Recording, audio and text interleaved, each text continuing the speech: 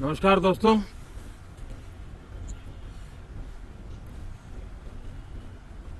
Monsoon सत्र में आप सभी मीडिया जगत के लोगों का स्वागत है। साथियों, मानसून नवीनता और नव सर्जन का प्रतीक है और अब तक जो खबरें मिली हैं, देश में मौसम बहुत ही अच्छे ढंग से आगे बढ़ रहा है। कृषि को लाभदायक मौसम की खबरें हैं और बारिश किसानों की अर्थव्यवस्था, देश की अर्थव्यवस्था, ग्रामीण अर्थव्यवस्था और इतना ही नहीं, हर परिवार की अर्थव्यवस्था में एक बहुत महत्वपूर्ण होता है। अब तक जो मुझे जानकारी दी गई है उस हिसाब से पिछले 10 वर्ष में जो पानी का भंडार हुआ है इस बार, वो करीब करीब 3 गुना हुआ है, जिसका आने वाले दिनों में भी देश के अर्थतंत्र को बहुत लाभ होगा। साथियों, ये मॉनसून सत्र राष्ट्र के लिए ये बहुत ही गौरवपूर्ण सत्र है। ये मॉनसून सत्र राष्ट्र के लिए एक अपने आप में विजयोत्सव का रूप है। और जब मैं कहता हूं कि सत्र राष्ट्र गौरव और विजयोत्सव का सत्र है, तो सबसे पहले तो मैं पहली बार इंटरनेशनल स्पेस स्टेशन पर भारत का तिरंगा झंडा वहां लहराना, यह हर देशवासी के लिए गौरव की पल है। देश में साइंस टेक्नोलॉजी के प्रति, इनोवेशन के प्रति नया उमंग और उत्साह भरने वाली ये सफल यात्रा रही है। और पूरे संसद, लोकसभा राज्यसभा दोनों सदन देशवासी जिस गौरव का अनुभव कर रहे हैं उसमें एक स्वर से जुड़ेंगे, एक स्वर से इसका यशगान होगा, जो भारत को अंतरिक्ष में नई ऊंचाइयां पर पहुंचाने वाले जो भावी कार्यक्रम हैं उनके लिए भी प्रेरक बनेगा, प्रोत्साहक बनेगा। साथियों, ये मॉनसून सत्र एक विजयोत्सव है। पूरी दुनिया ने भारत की सैन्य शक्ति का, भारत के सैन्य के सामर्थ्य का रूप देखा है। ऑपरेशन सिंदूर में भारत की सेना ने जो लक्ष्य निर्धारित किया था 100% अचीव किया। आतंकियों के आकाओं के घर में जाकर के 22 मिनट के भीतर भीतर ऑपरेशन सिंदूर के तहत उसको जमींदोज कर दिया गया। और मैंने बिहार की एक कार्यक्रम में इसकी घोषणा की थी, जो हमारी सैन्य शक्ति ने बहुत ही कम समय में सिद्ध करके दिखा दिया। और इसमें मेड इन इंडिया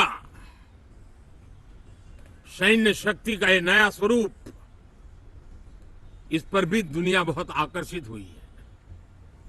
इन दिनों विश्व के जिन जिन लोगों से मिलना होता है तो भारत के इस मेड इन इंडिया जो औजार तैयार हो रहे हैं उसके प्रति दुनिया का आकर्षण बढ़ रहा है। मुझे विश्वास है कि जब सदन इस विजयोत्सव को एक स्वर में विजय के भाव से इस सत्र के दरमियान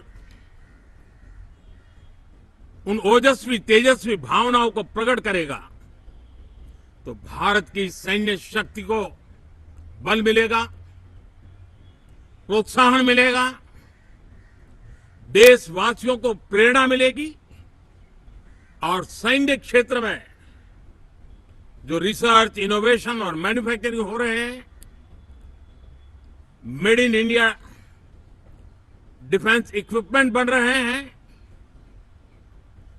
उसको भी एक बल मिलेगा और जो भारत के नौजवानों के लिए नए रोजगार के अवसर पैदा करेगा। साथियों, ये दशक हम एक प्रकार से देख सकते हैं कि शांति और प्रगति कंधे से कंधा मिलाकर के आगे बढ़ने के कदम कदम पर प्रगति के एहसास करते रहे। देश कई प्रकार की हिंसक वारदातों का शिकार रहा है, लंबे अरसे तक शिकार रहा है। देश आजाद हुआ तब से ये समस्या को हम झेल रहे हैं, चाहे आतंकवाद हो, नक्सलवाद हो। कोई प्रारंभ में शुरू हुआ होगा, कोई बाद में शुरू हुआ होगा, लेकिन आज नक्सलवाद का, माओवाद का दायरा बहुत तेजी से सिकुड़ रहा है। माओवाद को, नक्सलवाद को जड़ से उखाड़ने के संकल्प के साथ देश के सुरक्षा बल एक नए आत्मविश्वास से तेज गति से सफलता की ओर कदम रख रहे हैं। और मैं गर्व से कह सकता हूं, देश में सैकड़ों जिले नक्सल की चपेट में से निकल करके आज मुक्ति का सांस ले रहे हैं। हमें गर्व है कि बम, बंदूक और पिस्तौल के सामने हमारा देश का संविधान जीत रहा है, हमारे देश का संविधान विजयी हो रहा है। देश के उज्जवल भविष्य के लिए साफ दिख रहा है कि कल तक जो रेड कॉरिडोर थे वो आज ग्रीन ग्रोथ जोन में परिवर्तित होते नजर आ रहे हैं। साथियों, एक के बाद ऐसी घटनाएं देशभक्ति के लिए, देश की भलाई के लिए संसद में पहुंचे हुए हर माननीय सांसद के लिए गौरव का पल है। और संसद के इस सत्र में ये गौरव गान पूरा देश सुनेगा, हर सांसद से सुनेगा, हर दल से सुनेगा। साथियों, आर्थिक क्षेत्र में भी जब 2014 में आप सबने हमें जिम्मेवारी दी, देश फ्रेजाइल 5 की अवस्था से गुजर रहा था। 2014 के पहले वैश्विक अर्थव्यवस्था में हम 10वें नंबर पर थे और आज भारत तेज गति से दुनिया की तीसरे नंबर की अर्थव्यवस्था बनने की दिशा में आगे बढ़ रहा है, दरवाजे पर दस्तक दे रहा है। इन दिनों 25 करोड़ गरीबों का गरीबी से बाहर निकलना, जिसको विश्व की अनेक संस्थाएं सराहना कर रही है। देश में एक जमाना था 2014 के पहले, जब महंगाई का दर, इन्फ्लेशन रेट डबल डिजिट में हुआ करता था, आज 2% के आसपास आकर के देश के सामान्य मानव के जीवन में राहत बन गया है, सुविधा बन गया है। लो इन्फ्लेशन के सामने हाई ग्रोथ एक अच्छे विकास यात्रा की दिशा है।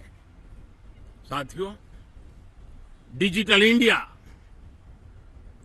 यूपीआई आज भारत के एक नए सामर्थ्य को दुनिया देख रही है, पहचान रही है और ज्यादातर देश में उसके प्रति एक आकर्षण पैदा हो रहा है। यूपीआई ने फिनटेक की दुनिया में अपने एक नाम कमाया है। रियल टाइम डिजिटल ट्रांजैक्शन दुनिया में सबसे ज्यादा हो रहे हैं।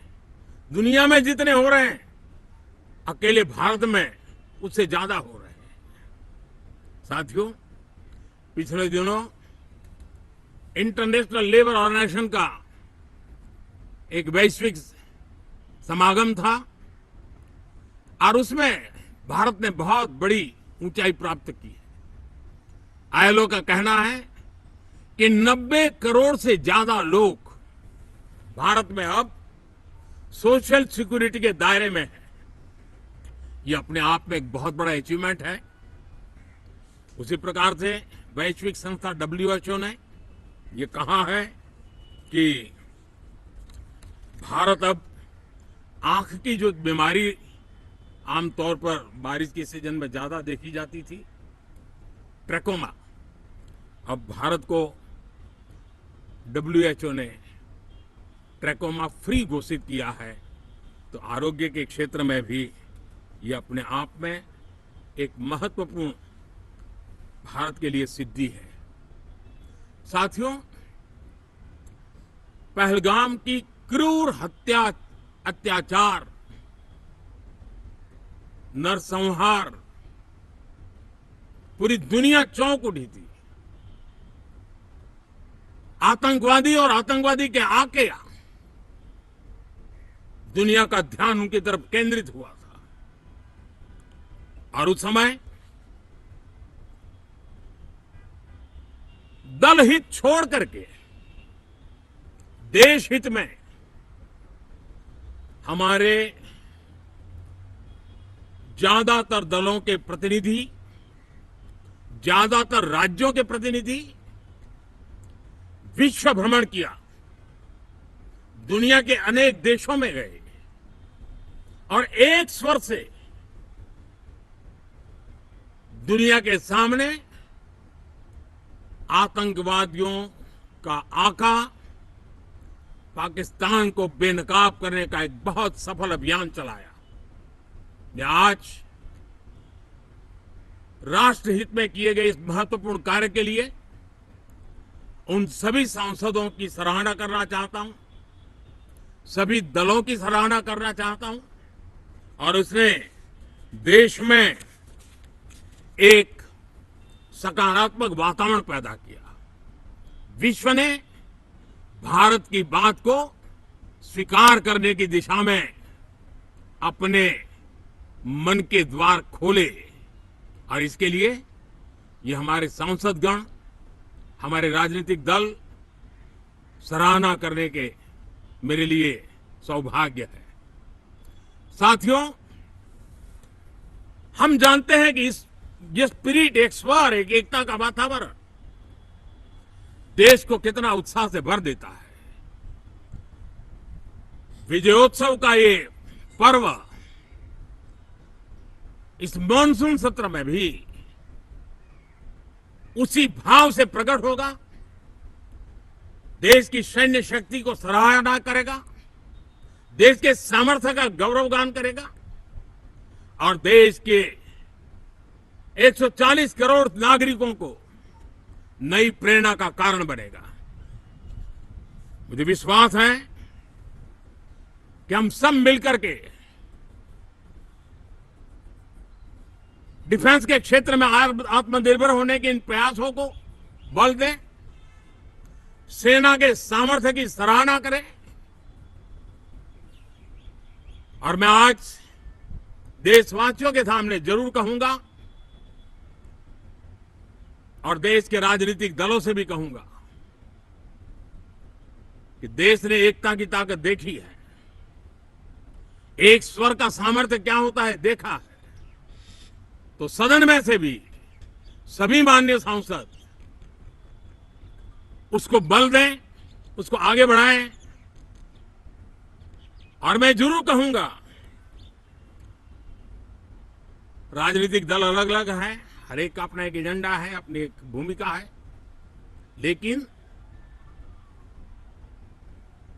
मैं इस वास्तविकता को स्वीकार करता हूं कि दल हित में मत भले न मिले, लेकिन देश हित में मन जरूर मिले।